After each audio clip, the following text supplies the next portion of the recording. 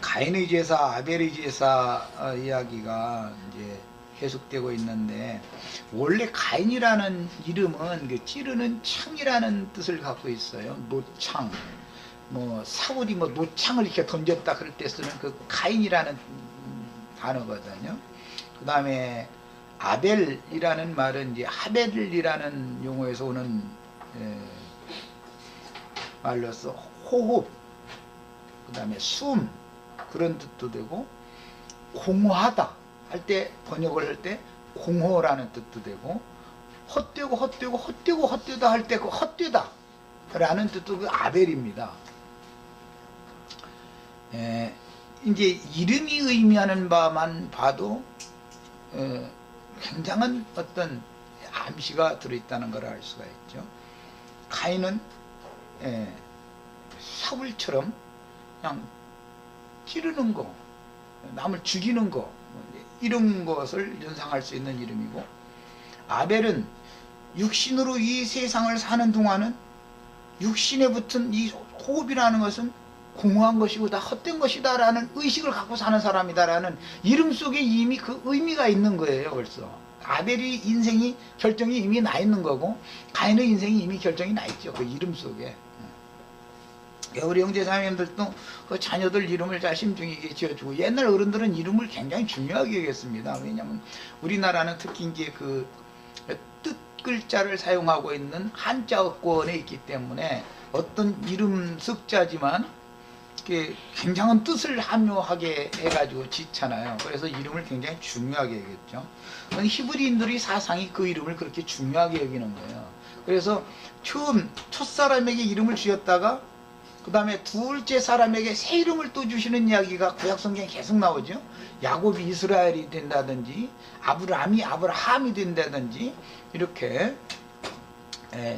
이것은 이제 창세기에서 이미 지난 시간에 말씀을 드렸던 것처럼, 여자라는, 다만 그때 말씀드렸지만 그게 원은 지금 좋은 말로 번역을 해서 그러지 암컷이라는 뜻이단 말이에요. 암컷. 그건 짐승에게 하는 말이잖아요. 그런데 하와라고 이름을 정식으로 딱 새 이름을 딱 붙여주는 거예요. 가족으로 서로 딱 입혀준다면은, 이런 것은 이게 굉장한 어떤 의미가 있는 거예요. 이미 내가 이제 첫 시간에 종교인들의 그 천연적인 사람의 제사, 짐승 제사죠 말하자면. 짐승이 하나님을 섬기는 하나님은 원치 않는다.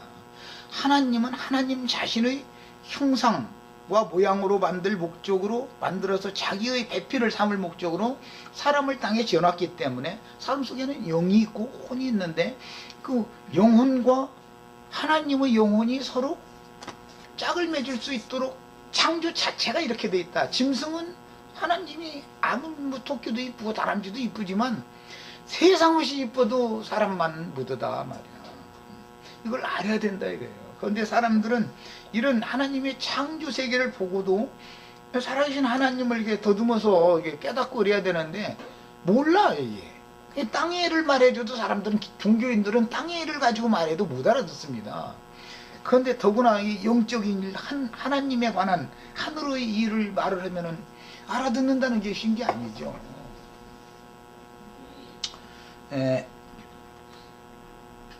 하나님이 세상의 구원을 위하여 주신, 세상 죄를 지고 가는 하나님의 어린 양은, 아벨이 양의 첫 새끼와 그 기름으로 드렸다고 그랬는데, 그게 육신을 입고 세상에 오신 예수를 상징하는 거잖아요. 세상 죄를 지고 간 하나님의 어린 양이 예수를 말하는 거잖아요. 상징했어요.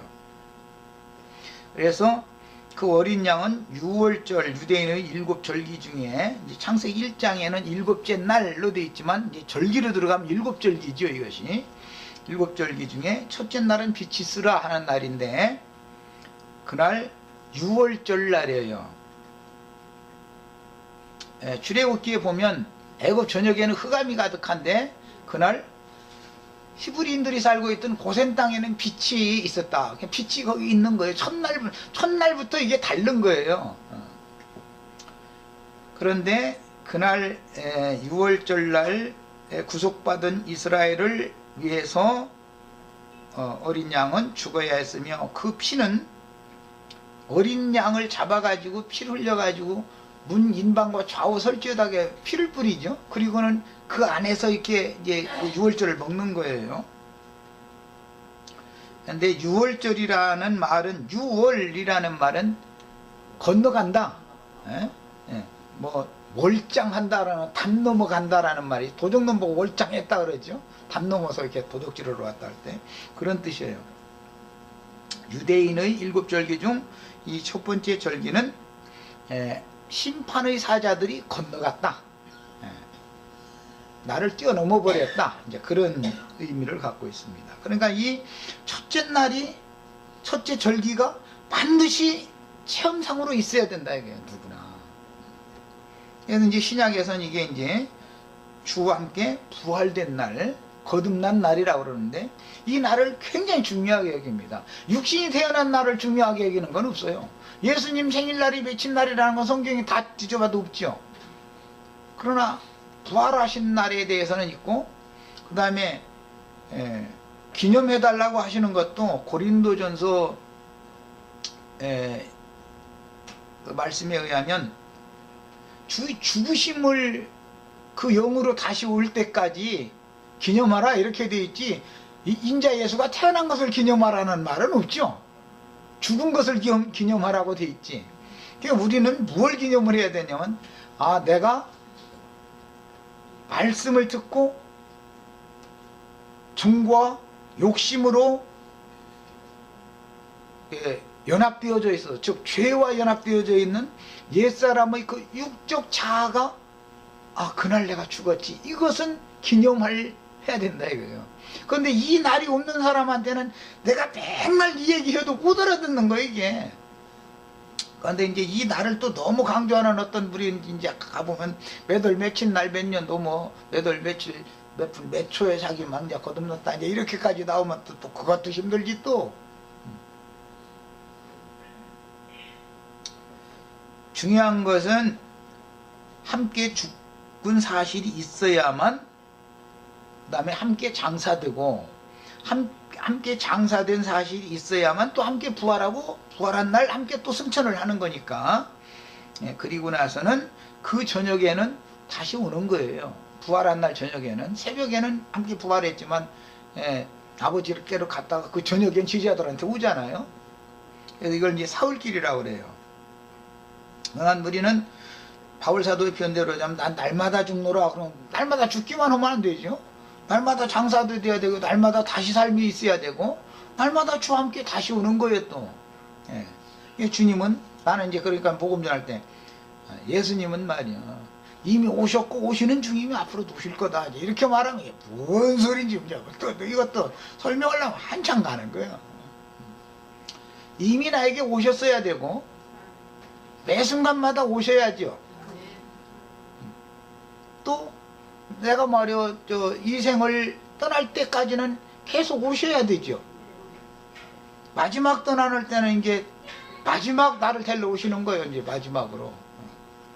이 말을 또 이거 한다, 기독교에서 한다는, 이거 설명한다는 게 쉬운 게 아니죠. 지금 여기 막 하늘 삼층 보좌에 막 거기 이렇게 아버지와 두 분이 앉아 계시고 그냥 우리가 예배를 받으셔야 되는데, 그분이 이미 오셨다고 그러면은 이건 완전히 돈 사람이죠. 그럼 예수님 말이야, 벌써 왔냐고 말이야.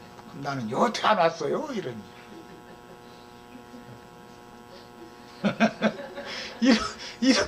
이렇게 세계가 다른 거예요. 이렇게 완전히 달라도.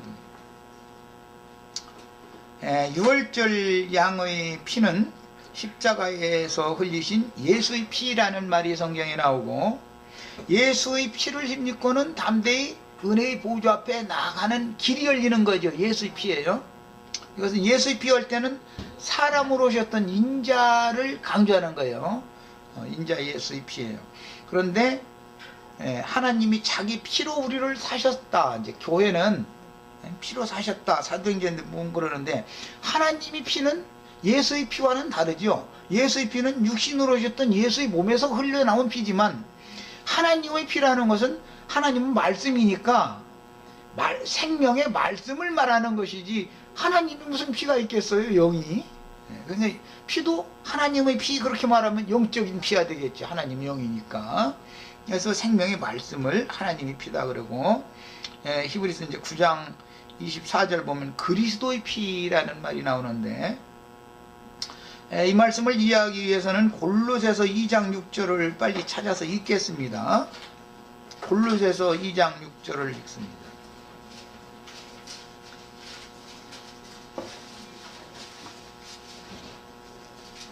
자, 골로새서 2장 6절. 자, 그리스도 예수를 주님으로 주로 받았죠. 우리가 전에는 바알을 주님이라고 했었죠. 세상 임금, 세상 신, 세상 축복 주는 그 신. 그런데 이 세상 축복이라는 것이 다 공허하고 쓰잘데기 없는 거다. 우리가 아벨의 후손이면 말이야, 이거 다 공허하고 세상에 살아있는 생명이라는 것 자체도, 이 숨이라는 것도 수로 칠 가치도 없는 공허한 생명이다. 이것이 확실한 사람이면은 주로 예수를, 그리스도 예수를 주님으로, 새로운 주님으로 받아야죠. 이것은 속죄 제사가 끝난 사람이다, 그 말이에요. 자, 이 사람 이제 히브리서 9장 24절을 더 읽어보겠습니다.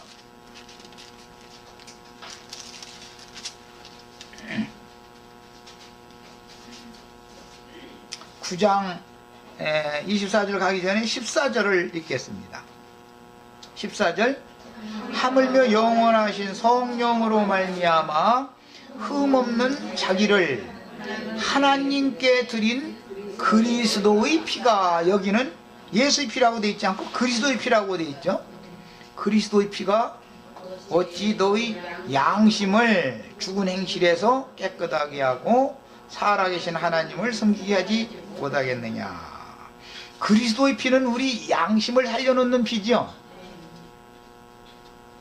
예수의 피는 하나님 앞에 나를 나아갈 수 있게 해주는 피인 거고,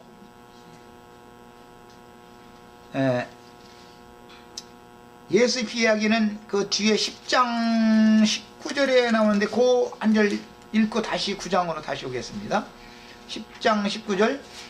그러므로 형제들아, 우리가 예수의 피를 힘입어, 여기 예수의 피라고 그랬어요.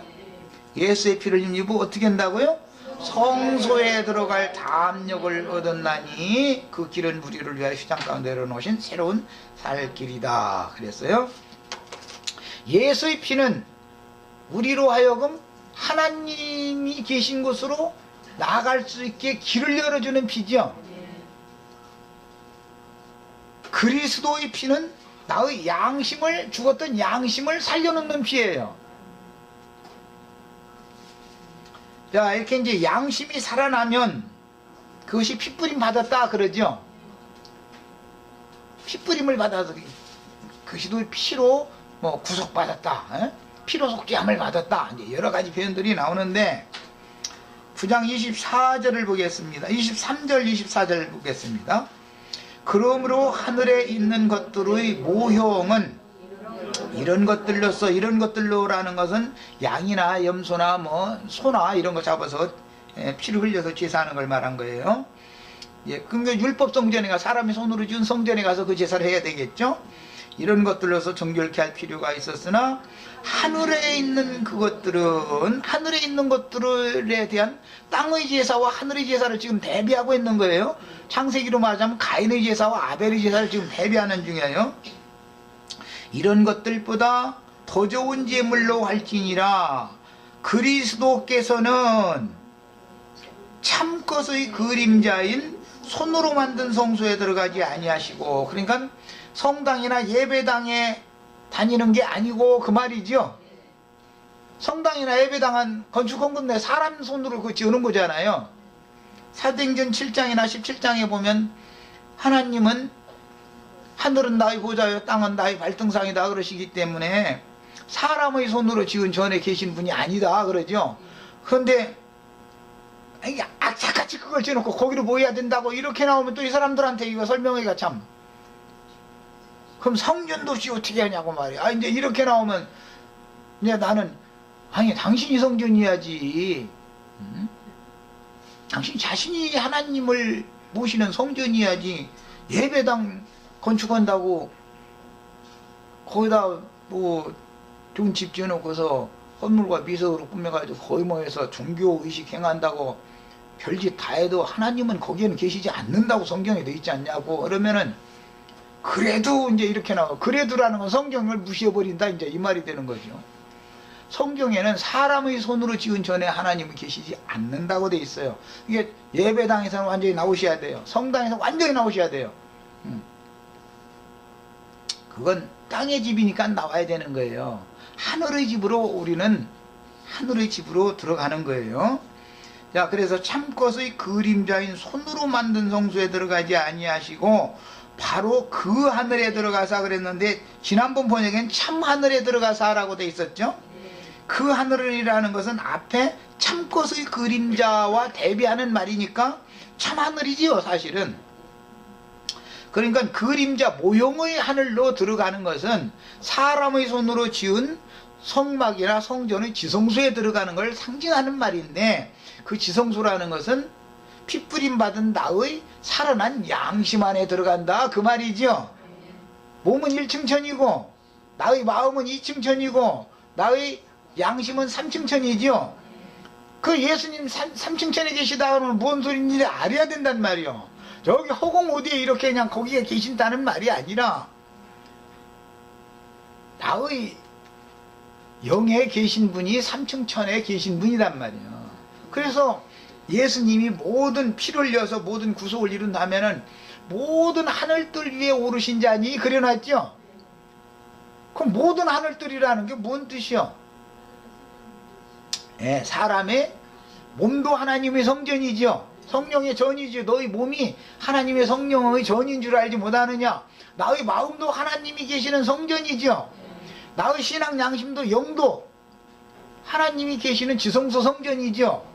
그래서 모든 하늘 하면은 나 자신을 말하는 것이지, 허공에 있는 미국 쪽의 하늘, 저기 저 러시아 쪽에 있는 하늘 그곳에 계시다 그 말이 아니잖아요.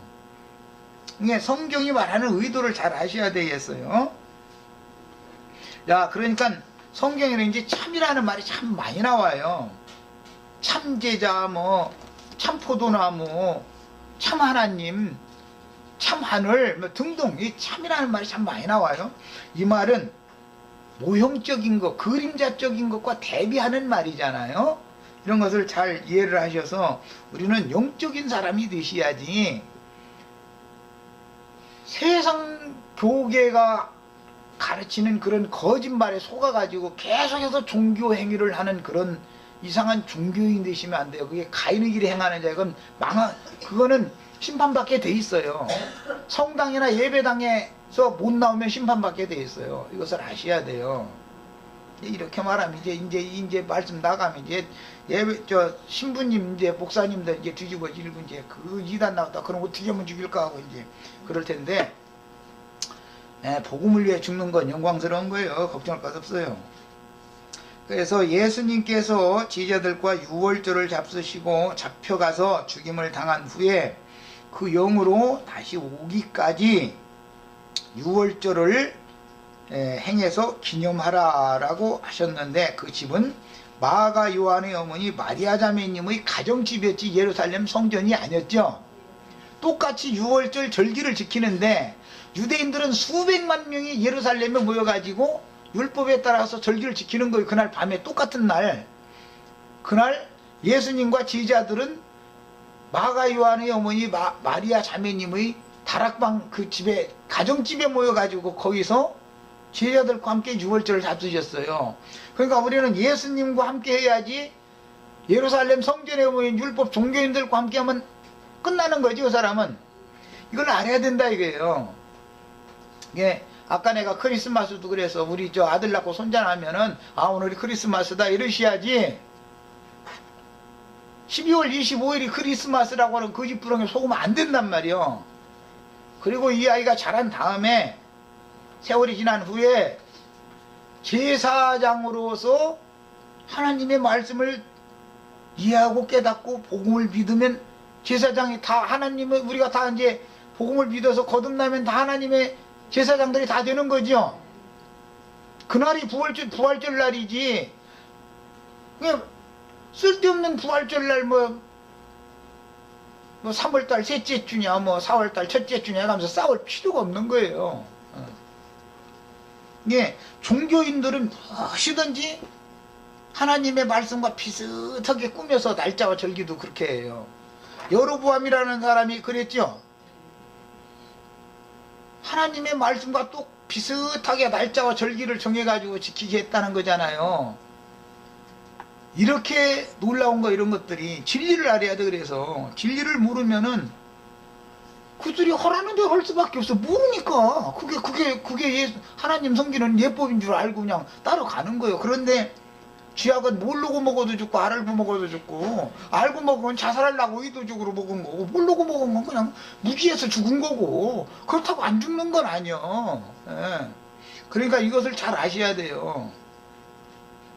그 다음에 우주 가운데 최초로 세워진 예루살렘에 있는 하나님의 교회는 이렇게 시작이 되었으니, 교회는 율법 제도에 의한 유대교 체제와는 전혀 다르고, 모임의 실행이나 제반 가르침이 유대교의 교리를 실현하는 조직신학의 교리와는 전혀 다른 것입니다. 진리, 하나님의 말씀과 기독교계가 말하는 신학 교리는 비슷한 것 같지만 전혀 아닌 것이죠. 가라지라는 것은 비슷하죠. 예. 옷자리판에 그 피살이 해본 사람은 알아요. 그게 아주 어느 것이 뭐고 어느 것이 핀지 몰라요. 그러니까 전문가는 딱딱 그것만 뽑아버리잖아요. 보리밭에 가서도 보면 이제 날이 좀 풀릴 초봄쯤 되면은, 지금 이제 보리씨 이제 올 10월 달쯤에, 한 달 전쯤에 다 이제 풀려놨잖아요. 겨우내 이제 눈에 덮여가지고 이렇게 하면, 이제 너무 따뜻한 지역에서는 웃자라면 이제 분판되면은 이제 땅이 부어 이렇게 올라오죠. 얼음이. 그렇게 되면 그 가서 다 밟아주고 해서 뿌리를 내리게 해줘야 되잖아요. 그리고서는 그냥 사정없이 밟아야지. 그거 밟으면 볼이 숨부러져서 죽을 텐데, 뭐 천만의 말씀이. 보리는 밟아줘야 살아.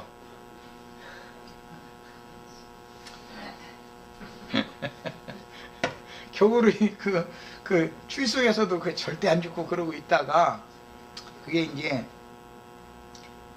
볼이 밟아주고 나서 날이 해동해서 비가 한 차례 딱 내리고 나면은 이제 그 잡초가 같이 이제 자라기 시작하니까 보리밭을 매줘야 되잖아요. 잡풀을 매줘야 되잖아요.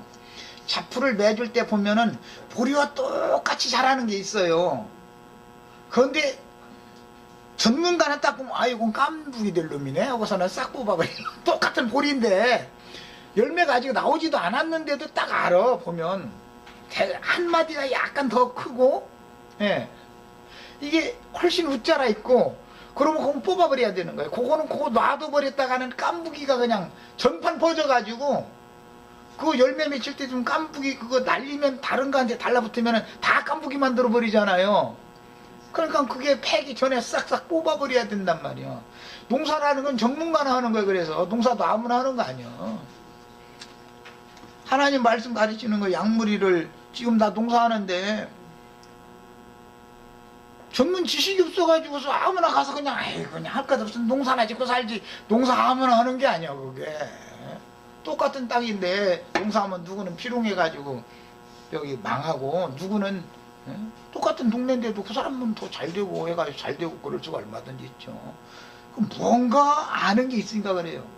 농사뿐 아니라 세상에 뭐 예를 들자면 장사를 해도 똑같은 나 그제 우리 너한테 가서 동태탕 얻어 먹었는데, 똑같은 동태탕을 해도 그 양념을 맛있게 해야 손님들이 오지. 뭐 동태탕이라 그냥 넣고 그냥 물 붓고 그냥 끓이기만 하면 되는 게 아니에요. 그게 다 전문 지식이 있어야 되는 거지. 그게 매사가 그래요. 매사가. 그 다음에 구약성경에서 모세에게 보이신 식양에 따라 성막을 건축하여 봉헌하거나, 솔로몬이 예루살렘에 크고 장려한 성전을 건축하고 봉헌한 것은 신령한 성전 건축자인 하나님의 아들 예수께서 우리 형제 자매님들을 하나님의 집으로 건축해 가지고 형제 자매님들을 신의 영원한 처소로 삼으시라고 드리는 거죠. 봉헌하는 거죠. 그런데 그 일에 지혜로운 건축자, 동역자들을 세상에 보내셔서 주님이 지금 하나님의 신전을 건축하고 계신 거예요. 그런데 내가 지금 신전 건축하는 주님의 일을 조금 거들어주고 있는 중에 지금 이렇게. 나는 너 벽돌 갖고 와면 내 하고 벽돌 갖고 오고 물 갖고 와 그러면 내 하고 기술자가 하라는 대로 해야 되는 거야. 데모드는.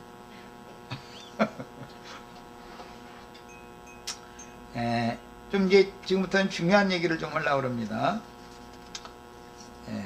내가 이제 어떤 이 복음 말씀을 전할 때 오해해서 듣는 사람들이 이제 가끔 무슨 세상 어떤 정권이나 종교인들의 교권이나 이런 것을 너무 이게 신랄하게 비판한다 이제 이렇게 생각을 하고 하는 경우가 있어요.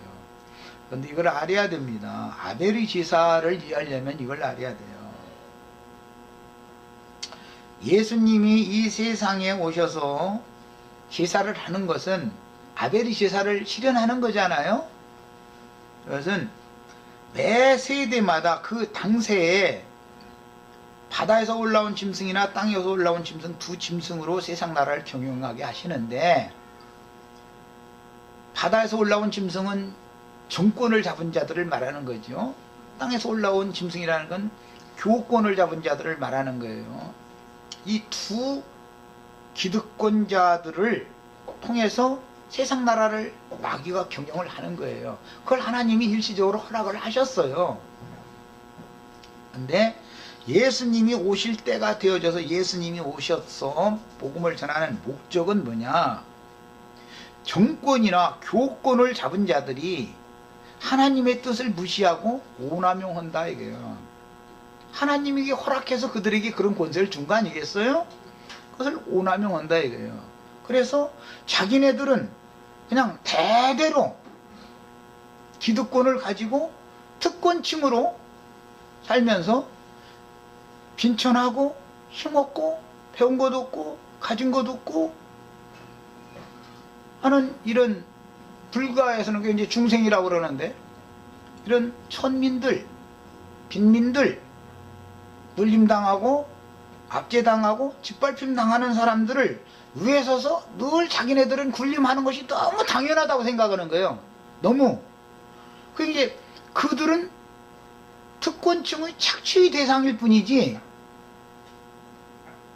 그들과 공생하고 공존해야 하도록 하나님이 내 곁에 내가 하나님을 정말 사랑하는지의 여부를 알아보려고 빈천한 사람, 힘없는 사람, 눌림받는 사람들을 내 곁에 두셨다라는 의식이 없어요. 그들은 자기네들은 늘 짓밟고 살아 위에 서서 이렇게 그냥 그것이 너무 당연한 거예요. 자자손손 대대로 그냥 그것이 너무 당연한 거예요. 저것들은 상것들이고 저것들은 말 천민들이니까 우리 노예살이나 해야 되고, 우리의 그 부귀 영화와 특권을 누리기 위한 어떤 하나의 종으로 그냥 당연히 여겨버리는 거예요. 하나님은 예수님이 오셔서 이것을 뒤집어 놓는 얘기를 하는 거예요. 예수의 복음이라는 게 뭐냐?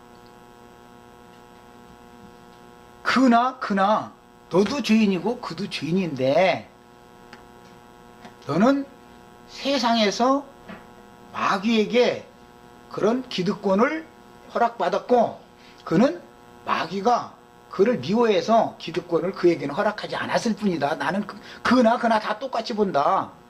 예수님은 평등을 가르친단 말이야. 모든 인간의 존엄성이라는 거는 다 똑같다 이런단 말이야. 생명의 존엄성을 가르치러 예수님이 오는 거예요.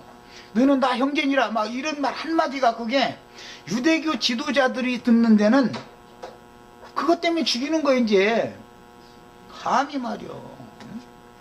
우리가 지금 왕궁에 있어야 되고 성전에서 거룩한 하나님 성전은 특권층인 제사장 직분을 장자권을 우리가 갖고 있는데 저런 빈천한 자들 말이야, 집도 없어가지고 말이야, 나그네 노릇하고 행인 노릇하고 하는 저런 것들 잡아다 종으로나 부려먹고 말이야, 나 밥 다 먹을 때까지 여기서 이거 발발발발 떨고서 말이야, 수건 들고 이러고 목욕 끝나고 나면은 이렇게 하고 있으라고 저기 있는 인간이지, 저게 무슨 놈의 나하고 동등한 생존권을, 생명의 권위를 가진 인간이냐, 이렇게 생각한단 말이에요. 그걸 너무 당연하게 하는 거예요. 자기네들이 지금 무슨 죄를 짓고 있는지를 모르는 거예요. 생명의 주인이신 하나님을 무시한다 이 말이에요. 이것을 자꾸 와서 가르치는 거예요, 예수님이. 그것 때문에 예수가 죽는 거예요. 예수님은 오히려 너무 높아져 있는 너희 교만한 것들 낮춰줘야 되겠단 말이에요. 너희한테 너무 짓밟히고 이렇게 막 낮춤 당하던 그들 높여놓겠다. 평등하게 하겠다 이게. 평탄하게 한다 이게. 너는 저 사람을 멸시할 만한, 무시할 만한 네가 특권이 있는 자가 아니다. 네 생명이 귀한 것처럼 그 생명도 귀하다. 예수님은 자꾸 생명에 대해서 얘기를 하는 거예요. 그 생명이라고 네한테 멸시당해도 되는 생명이 아니다 이거예요. 하나님만 영광을 받으시고 너희는 다 똑같다. 다 너도 죄인이고 그도 죄인이고, 그러나 그에게 모든 자들에게 생명을 부여하신 하나님은 하나님의 목적이 있어서 똑같은 생명의 존엄성을 가지고 태어난 거다라는 것을 자꾸 얘기하는 거예요.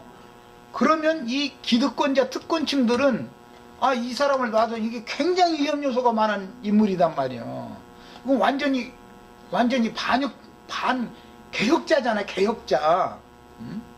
이 사람을 놔두면 자기네들이 기득권을 놔야 되잖아요. 그러니까 이걸 죽여야 되는 거예요. 그래서 죽이는 거예요.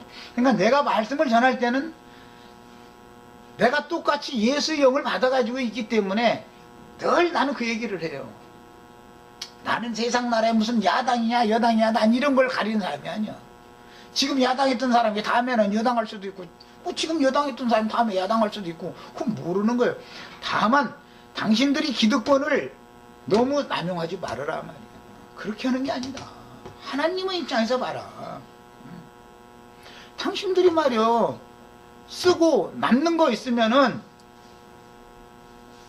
같이 살 수 있도록, 공생할 수 있도록 그들도 생명의 권위를 다 가지고 하나님으로부터 부여받아서 태어났으니까 그렇게 그냥 무조건으로 짓밟아도 된다고 생각하지 말아라 말이야. 당신들 이렇게 사는 지금까지 이런 생활이나 이 사고를 돌이켜라 이 말이에요. 하나님께로 돌아서라. 생명이신 하나님의 존귀함을 알아라. 그에게 생명을 주신 분이 누구냐? 당신이 무엇길래 그 생명을 함부로 취급할 수 있냐? 이 얘기를 하는 거예요. 그러니까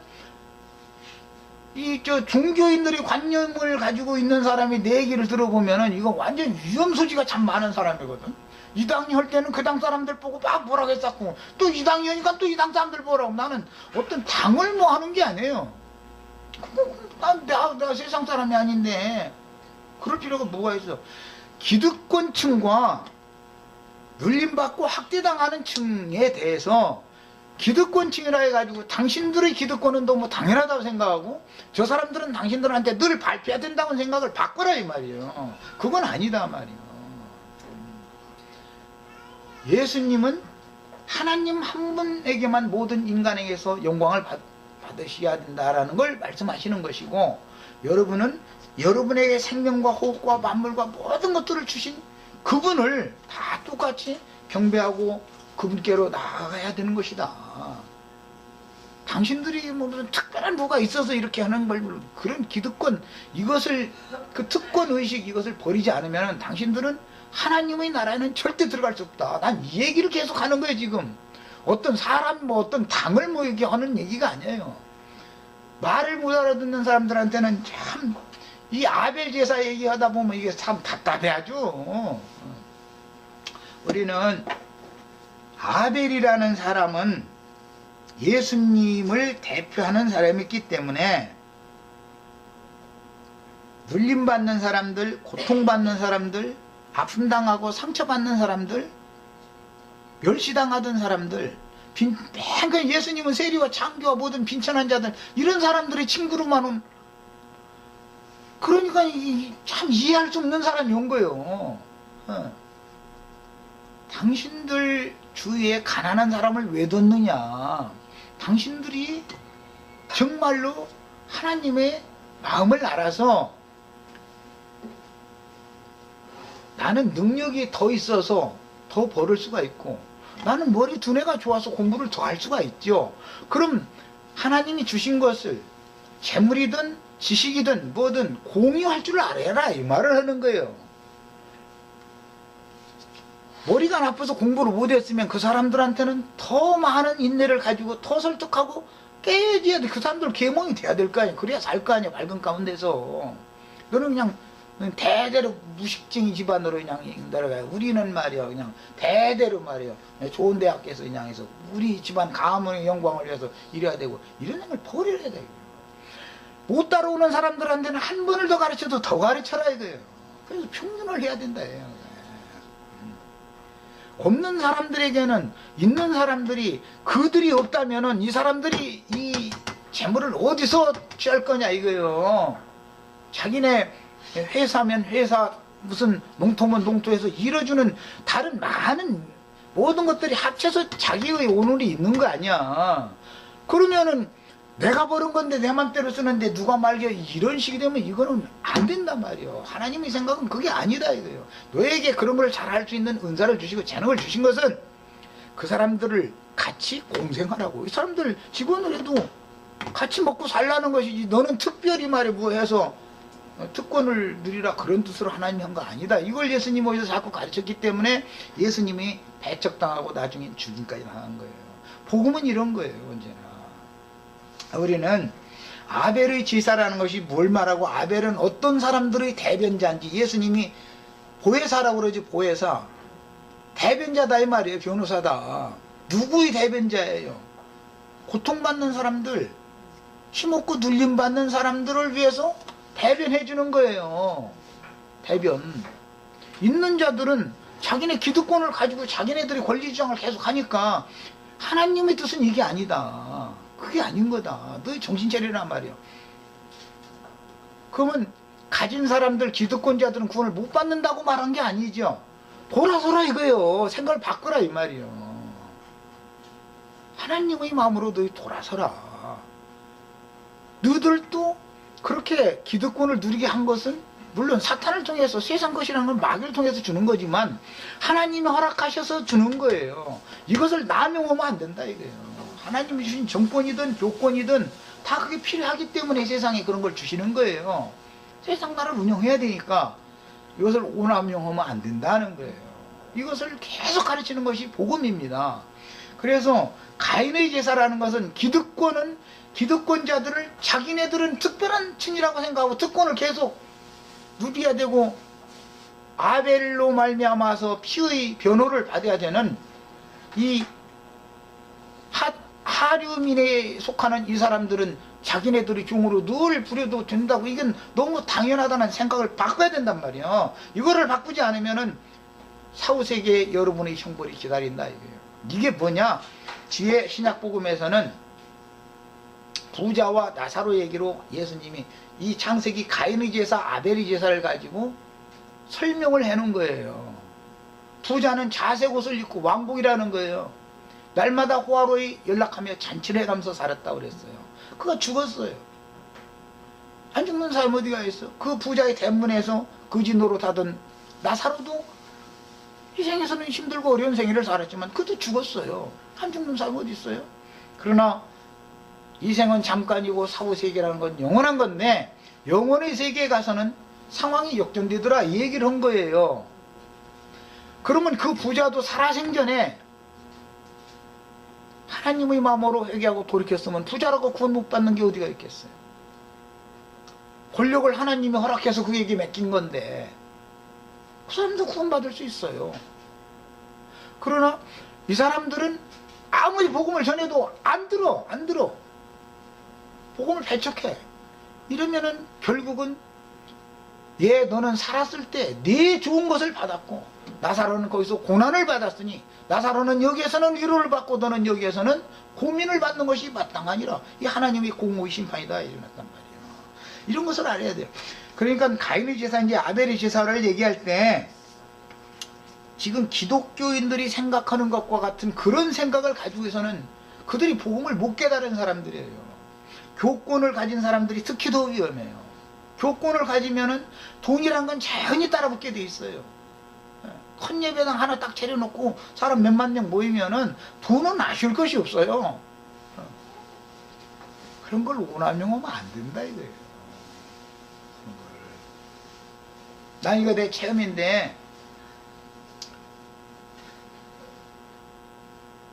그 재래식 시장, 그 시장 뭐 무슨 터를 있는 것도 아니고, 그건 길거리에서 말이야, 호박님 뭐 얘기하는 거, 그 지나갈 때 이제 그 자매님을 이렇게 보면 이제 인사하고 그러면 그 자매님 막 창피해가지고 하는데, 나도 사실은 그게 난지도에 가서 쓰레기 파가지고 먹고 사느라고 그러고 왔다 갔다 거기 그 시장 앞을 지나다녔던 거예요, 사실은.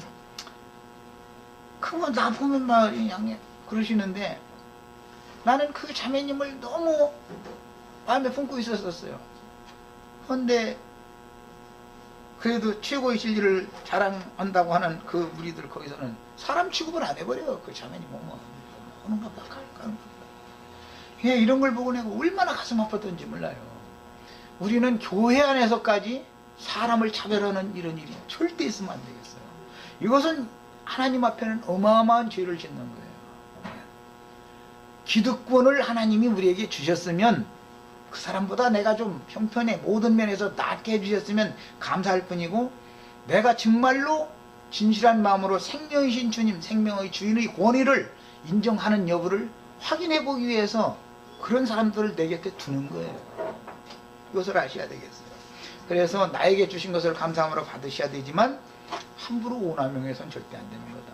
오남용하라고 주는 것은 없습니다, 하나님은.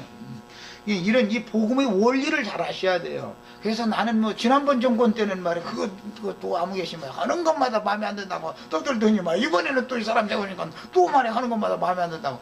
나는 그 사람들이 하는 것이 너무 하나님이 주신 범위를 너무 지났다 이거예요. 차라리 조금 모질하는 게 나은 거지.